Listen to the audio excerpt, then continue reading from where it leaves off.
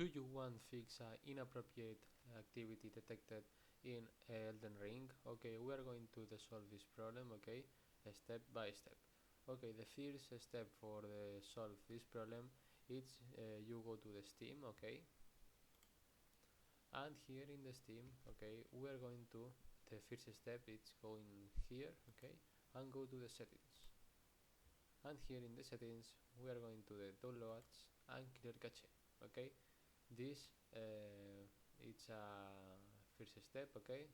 You click to confirm, okay. And the second step, okay, we are going to the library, okay, and here you have a Elden Ring, okay, and go to the properties, okay.